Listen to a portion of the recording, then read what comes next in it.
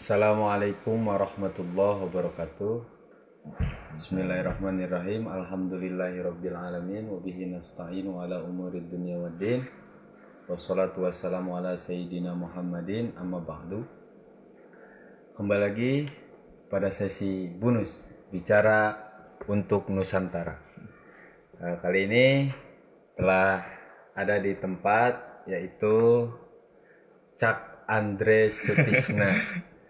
Bagaimana kabarnya? Alhamdulillah baik. Jadi kita akan membahas atau menelusuk bagaimana awalnya pondok pesantren itu. Pasti kan kita juga bertanya-tanya dari mana pondok pesantren itu kan. Jadi begini, Cak Andre. Ya. Kita kan udah lama nih di pondok pesantren ya kan. Ya. Maksudnya jadi dari pondok pesantren itu sebenarnya dari mana? Setahu saya kan pondok pesantren adalah khas negara kita gitu, khas Indonesia.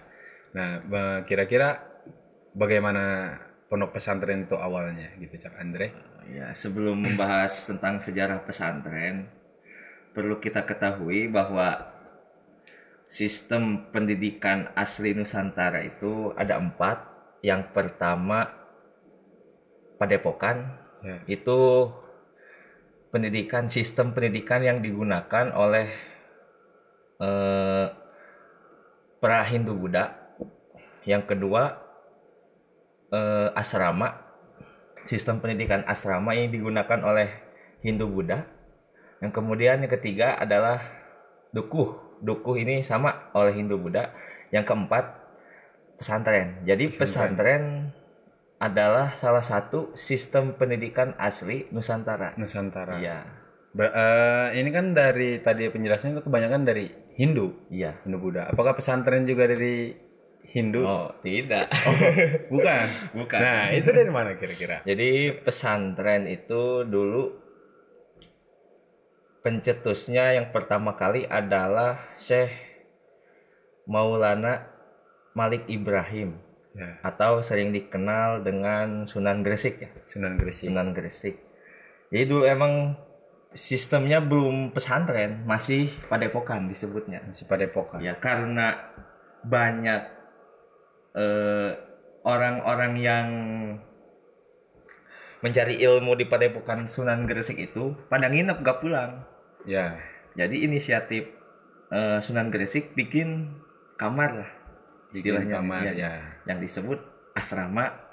Kalau zaman sekarang mah disebutnya asrama. Nah, kemudian setelah Sunan Gresik bikin pesantren, nah jadi Sunan Gresik disebutnya Bapak Pesantren. Sunan Gresik itu Bapak Pesantren. Santri pertama Sunan Gresik adalah Sunan Ampel. Ya. Berarti masih Wali Songo juga ya? Masih Wali Songo. Kemudian setelah Sunan Ampel beres belajar di Sunan Gresik, Sunan Ampel bikin pesantren di Surabaya.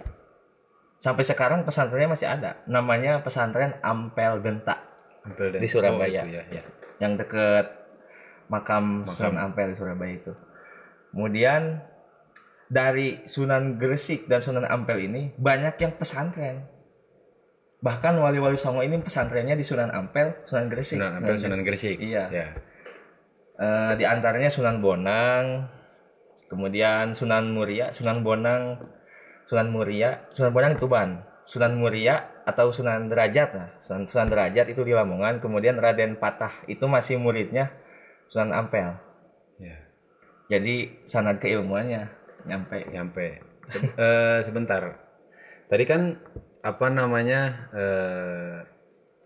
itu ketika Sunan Gresik kan tadi masih padepokan ya. Iya. Terus karena banyak yang nginep, barulah dibuat asrama pesantren gitu. Iya. Nah, berarti padepokan itu dulunya sistem padepokan mah jadi seperti belajar tapi tidak nginep gitu. Iya. Lalu, ngalong istilahnya mengalong ya. Berarti ketika Sunan Gresik akhirnya terjadilah pesantren itu karena banyak yang nginep awalnya belajar ke rumah. Oh iya. Lalu Ini kan berarti apa namanya, cara belajar asli Nusantara Iya. termasuk yang tertua dong ini. Iya. Yang paling tua gitu Iya, kan sistem di Nusantara. pendidikan. Sistem pendidikannya yang paling tua Yang dan paling tua. bahkan sampai sekarang pun masih eksis Iya. gitu kan. Dari beberapa yang tadi disebutkan Iya. malah sekarang pesantren yang paling eksis. Kira-kira setelah tadi penjelasan apa namanya sejarah berdirinya gitu kan dari Wali Songo, kira-kira apa lagi gitu yang menarik dari pesantren sampai bisa eksis Nah, sampai sekarang? sebelum membahas lebih lanjut, kita membahas dulu tentang makna pondok pesantren. Nah, itu. Iya. Apakah pondok pesantren itu bahasa asli Arab apa Jawa atau kan kita nggak tahu. Iya. Jadi bagaimana? Jadi ada dua kata ya. Ada pondok, yang kedua pesantren. Ada pondok, ada pesantren. Iya. Yang pertama pondok. Pondok ini berasal dari bahasa Arab, yaitu fundukun, Fundukun. tempat nginep. Tempat Atau nginep. hotel lah, semacam hotel atau Ya, mungkin zaman villa. sekarang hotel lah Iya, gitu ya. fundukun. Yang kedua pesantren. Dalam gramatikal bahasa Indonesia, ketika ada kalimah pe, Ya. kan pe, santri, an. Oh, gitu. Pesantren. Kalau pe itu menunjukkan kata tempat. Contohnya pemancingan, Ya, ya tempat tempat memancing, mancing, pemandian, tempat tempat mandi. Iya, iya. pesantren. Asalnya pesantren, jadi tempat Santri. Tempat santri. Tempat Pondok santri. tinggal. Jadi pondok pesantren itu tempat santri tinggal. Tempat santri tinggal. Tapi Nah. tidak tinggal doang, sama ngaji Iya, juga. sama ngaji juga. Nah, ini tadi kan sudah disebut santri ya. Mm-mm. Nah, itu santri juga nih. Santri juga itu kan seorang murid Iya. yang berada di pondok pesantren. Nah, itu santri juga apa bahasa dari kita atau mengambil dari Arab? Oh iya. Jadi santri ini ada yang pertama diambil dari bahasa Sanskerta, yaitu sastri. Sastri. Sastri itu sebutan untuk orang yang menguasai kitab suci umat Hindu. Ya, ya, ya. Sastri. Kemudian yang kedua catrik. Catrik. Catrik. Dalam dunia pewayangan, pagelaran wayang, atau di dalam cerita wayang, khususnya wayang golek lah, kalau ada suatu pertapaan atau padepokan di cerita wayang, pasti ada catrik. Jadi istilah catrik itu orang yang belajar ke resi. Orang yang belajar ke resi. Resi itu ya semacam, kalau zaman sekarang mah kiai lah Kiai disebutnya, lah. ya. Atau gurunya Kiai, lah. Kiai pendeta ya, Iya. gurunya. Jadi catrik ini selain tugasnya ngaji, dia juga tugasnya berbakti kepada kiai, model seperti ngambil nyiapin air Ya. buat kiainya, atau ngambil kayu bakar atau yang lain gitu. Membantu pekerjaan kiai gitu. Resi. Itu catrik. Kemudian dari filosofi santri, saya kira udah pada tahu ya. Yang santri itu berasal dari 5 huruf. 5 huruf. Yang pertama sin, yang kedua nun, yang ketiga ta, yang keempat ro, Ro. yang kelima iya. Ya. Mungkin itu udah pada tahu. Ya, bisa dijelaskan juga. Takutnya banyak juga yang belum tahu gitu kan seperti apa filosofinya kan ini menarik juga ya. Iya, Dibahas. pasti. Disebutnya falsafah santri ada 5. Yang pertama sin. Sin itu salikun ilal akhirah. Berjalan menuju akhirat. Menuju akhirat. Menuju akhirat. Santri itu. Jadi setiap santri pasti diarahkan oleh kiainya untuk mendapatkan hal-hal yang bisa membuat mereka bahagia, santri bahagia di akhirat nanti. Ya. Dengan melakukan kebaikan-kebaikan dan yang lainnya. Yang tidak keluar dari jalur agama. Yang kedua, nun. Nun itu filosofisnya naibul ulama. Naibul ulama, pengganti para alim, pengganti para ulama. Jadi kalau tidak ada santri, siapa yang akan menggantikan ulama? Ya. Berarti pengganti itu ya maksudnya penerus gitu Iya. kan, penerus. Syubbanul yaum rijalul. Terus apa? Tadi sin, nun, Tak, yang Taknya ketiga apa? tak. Tak itu tarkul ma'asi. Identik Meninggalkan. santri itu meninggalkan maksiat. Ya. Santri di pondok tidak boleh bawa HP. Ya. Sedangkan kan HP itu di media gitu ya. Di media banyak hal-hal yang bisa menjerumuskan Ya. melakukan maksiat. Jadi dan juga santri diajarkan oleh kiainya itu untuk menjauhi maksiat. Mendekatinya saja sudah tidak boleh, apalagi Melakukan. Ya, ya, ya. Yang ketiga Keempat tadi sin, nun, ta, ro. ya, yang keempat ro. rogibun ilal akhir. Rogibun itu Mencintai atau suka menyukai perkara-perkara akhirat. perkara-perkara itu mah sering lah dibahas dikaji sudah pesantren. Identik lah dengan pesantrenan gitu kan, kesantrian. Lalu yang terakhir iya itu apa ya? Saya lupa lagi.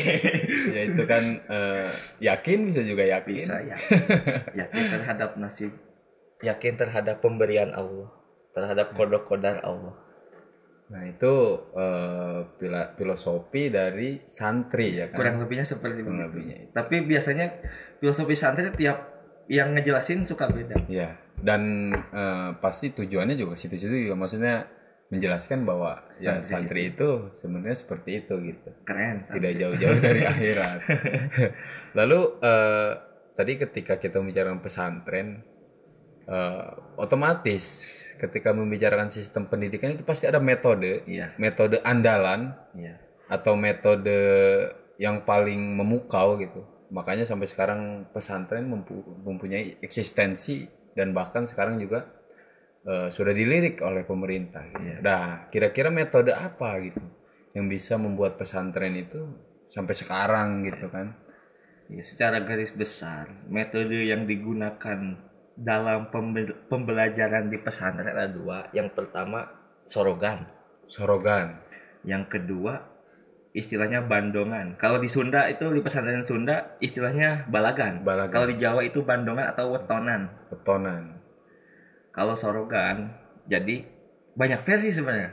Ya. Tata cara pembelajar atau metode pembelajar thoriqatu ta'allum dalam sorogan itu banyak cara, banyak versi. Tekniknya banyak. Ada yang gurunya membaca dulu baru santri mengikuti. Ada yang santri membaca dulu baru guru mendengarkan. Setelah santri beres membaca, guru membenarkan yang salah. Ada lagi sistem atau metode sorogan ini. Jadi ada 5 santri misalnya. Gurunya 1, santrinya 5. Jadi dari kelima santri ini dikasih tugas oleh gurunya. Kamu baca lugohnya. Yang kedua kamu ngemurod. Mengartikan. Atau menjelaskan, menjabarkan yang tadi dibaca. Yang ketiga dia ini mencari hukum ilmu nahu. Ilmu nahu sorofnya. Ini kenapa dibaca gini? Ini kenapa dibaca gini? Yang kelima sama lah, muter. Bakal ganti-gantian terus. Iya, gantian. Kan biasanya identik kalau sorogan itu si mu'alim atau pengajarnya di tengah-tengah puter sama santrinya ya. Iya. Oh iya. Ini metode sorogan ini termasuk metode paling tua. Paling tua. Kalau di media pembelajaran bahasa Arab yang saya tahu ini sebutannya thoriqah al-qawaid wa tarjamah. Qawaid wa tarjamah disebutnya. Ini thoriqah sorogan, metode sorogan. Yang kedua metode bandongan atau balagan. Jadi balagan itu beda seperti sorogan. Beda dengan sorogan. Kalau balagan itu santri ngelugoh kitab, mendengarkan apa yang diucapkan oleh kiai, oleh guru membaca kitab dan menjelaskannya gitu. Ya, jadi si santri itu mendengarkan lah ya. Mendengarkan dan melugoh. Iya. Memaknai kitab. Berarti nanti ketika mau mengulang pembacaan ada di sistem sorogannya. Iya, ada di sistem sorogannya.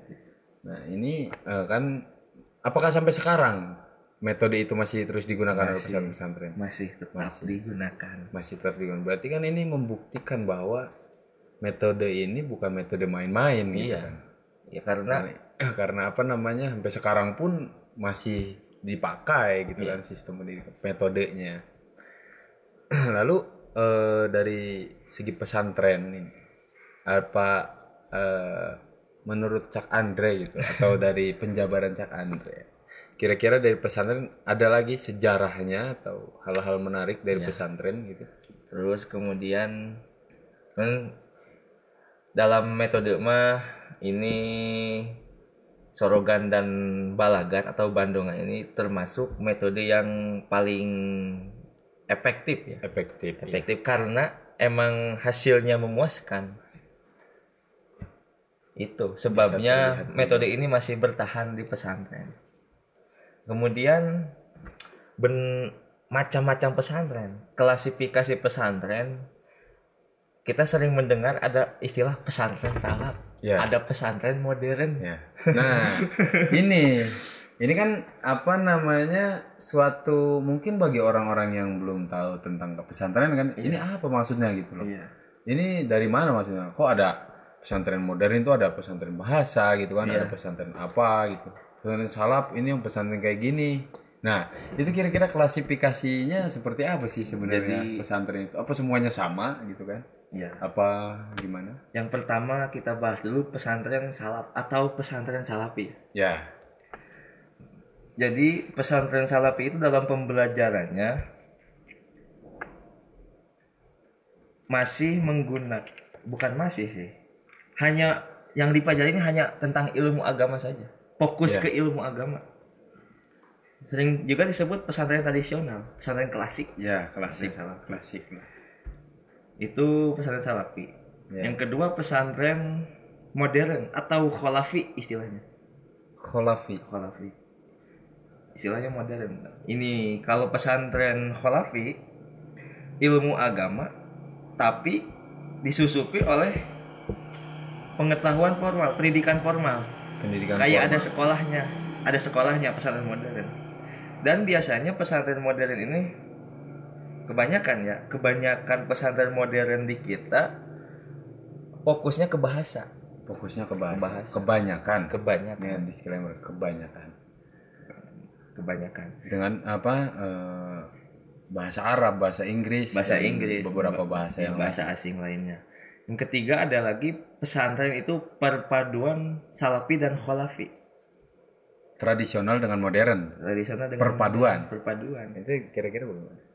Sama seperti tidak beda jauh seperti pesantren kholafi. Pesantren kholafi itu kan ilmu agama dicampur Dengan yang formal. dengan pendidikan formal.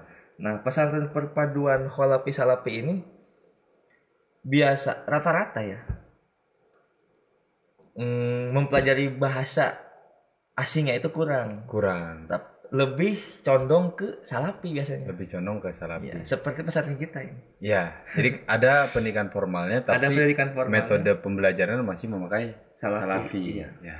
Terus kemudian kenapa disebut pesantren salafi?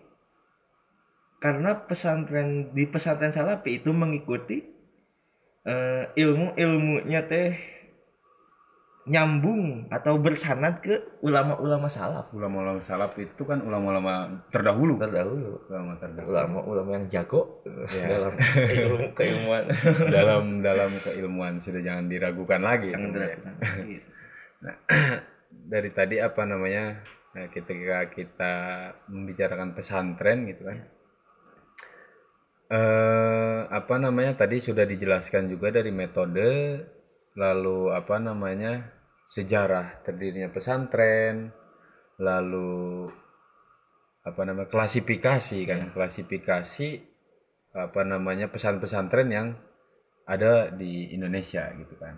Dan setahu saya ini setahu saya bahkan gitu metode pesantren atau disebut pondok pesantren itu sudah sampai internasional gitu.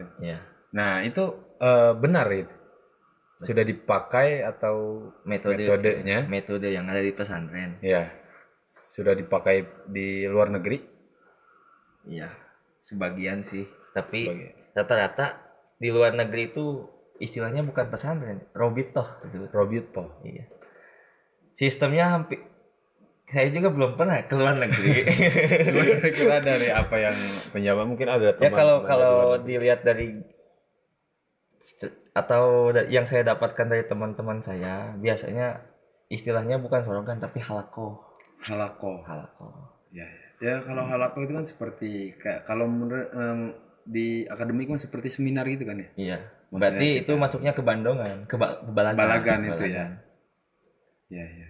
Wah, itu kan berarti seharusnya kita bangga dong sebagai santri atau yang lainnya bisa mengikuti gitu metode atau sistem pembelajaran pesantren, dan yang mungkin ini kan adalah yang tertua juga kan, dan bangga menjadi mengikuti pembelajaran yang menjadi ciri khas dari Nusantara ini kan. Nah itu menarik juga kan, dari apa yang tadi kita perbincangkan akhirnya kita tahu, oh makna pondok pesantren itu ternyata seperti ini, dan sejarah pesantren itu. Jadi saya awalnya mengira pondok pesantren itu adalah ya warisan dari agama awal-awal di Nusantara itu gitu, Iya. agama Hindu Buddha. Iya. Tapi ternyata ini adalah murni ajaran dari Wali Songo. Wali Songo. Pondok pesantren itu ajaran dari Wali Songo, dan mungkin adalah suatu apa namanya yang membuat pesantren jadi barokah juga kan, karena kita sebagai santri juga mempercayai adanya suatu kebarokahan. Iya, pasti. Nah, mungkin itu juga dari barokah para wali songo dan para ulama-ulama kita, itu yang menjadikan eksistensi pesantren sampai sekarang masih berlanjut, ya kan? Betul. Dan bahkan ke santri-santri sekarang sudah membahasnya tentang peradaban dunia. Motekar istilah saudaranya itu. Nah, tentang maksudnya sudah bukan wah santri mah ketinggalan zaman gini-gini, enggak. Karena sekarang udah banyak membahas dan menuju kepada peradaban dunia gitu kan. Oke, Cak Andre, mungkin ada lagi yang Masih bisa ada. disampaikan? Masih ada. Ya, Takut kelewat ini. tentang apa ini? Hal-hal atau perkara-perkara yang harus ada di pesantren. Perkara atau hal-hal yang harus ada di pesantren. Iya. Yang pertama kiai. Ya, Pesantren ada kiai. ya, Jadi kiai ini sebagai figur sentral, berpengetahuan agama yang tinggi, menjadi panutan bagi santri dan warga sekitar. Dan biasanya nama pesantren ini, kalau bahasanya katlahna ya, ya. Terkenalnya terkenalnya nama kampungnya. nama kampungnya. Kayak Contoh Cipulus. pesantren kita, pondok pesantren Cipulus. Cipulus, Gentur, Ya, Lirboyo, ya. Tebu Ireng. Tebu Jadi Ireng. nama-nama apa namanya? Nama-nama kampungnya yang terkenal. yang ke bawah barokah, yang mau terkenal itu. Kemudian ada tempat ibadah. Ada tempat ibadah, Ada tempat ibadah yang masjid atau majelis, aula, tempat mengaji ya. tempat mengaji. Yang ketiga santri. Jadi kalau pesantren nggak ada santri, itu mah kos-kosan. Nggak jadi pesantren juga. Kosong. Yang ketiga, keempat asrama, tempat istirahat tinggal. santri, tempat tinggal santri. Yang ketiga, yang kelima itu kitab kuning. Ciri khas pesantren pasti Ada kitab kitab kitab pengajian, kuning itu adalah kitab klasik ya. kitab klasik. Kitab-kitab yang sering biasanya santri-santri bawa gitu. Iya. Yang tulisannya Arabnya itu gundul gitulah disebutnya ya, nggak ada harokatnya. Kitab kuning. Nah tadi kan dijelaskan tuh apa harus ada kiai, dan kiai tadi apa harus mempunyai ilmu yang tinggi, Agama yang ilmu agama yang mumpuni dan tinggi, dan bisa menjadi panutan untuk santri dan masyarakat sekitar. Nah ini yang seharusnya digarisbawahi ini Iya. dari awalnya itu, bahwa seorang guru atau seorang kiainya pun harus memenuhi syarat dulu agar bisa menjadi panutan bagi santri dan warga sekitarnya gitu kan. Kemudian saya ingat perkataan Al-Maghfurlah Kiai Muhid Muzadi. Jadi hubungan antara pondok pesantren dan NU, Nahdlatul Ulama itu sebagaikan ikan dan air. Ikan dan air. Ya kalau nggak salah, kurang lebih seperti itu ya. Jadi saling berhubungan. Sekarang ikan kalau nggak ada air pasti mati. Ikan kalau nggak, ya. Jadi saling membutuhkannya itu sangat gitu Iya, kan. betul. Sangat-sangat membutuhkan. Jadi identik dengan pesantren NU itu. Ya. Dengan sistem pendidikan yang warisan dari Nusantara itu. Ya ini juga kamar NU, ini juga dari NU, mantap. Itu tadi itu yang harus ada di pondok pesantren gitu kan, yang harus bisa untuk menjadikan ini loh pondok pesantren itu. Iya. Gitu loh. Ya cukup jelas, cukup menarik juga apa yang disampaikan. Ya, kurang lebihnya mohon maaf. Banyak kesalahan gitu. Kita juga namanya masih santri ya, masih banyak yang harus dipelajari. Kita cukupkan sekian dulu lah. Karena mungkin beliau juga sedang ada acara lagi atau bagaimana kan kita tidak tahu. Tapi ini adalah suatu kehormatan bisa sharing dan berbagi cerita dengan kita. Terima kasih Cak Andre sebelumnya, dan semoga ini menjadi bermanfaat karena ini adalah suatu obrolan yang sangat menarik gitu ya. Oke. Sehat-sehat, sukses selalu Cak Andre. Ini juga udah semester akhir ya. Sedang menyusun skripsi dengan bahasa Arab. Ya.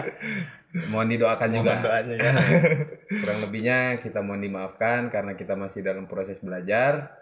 Wallahul muwafiq ila aqwamit thoriq. Jangan ada konflik biar tambah menarik. Wassalamualaikum warahmatullahi wabarakatuh. Waalaikumsalam.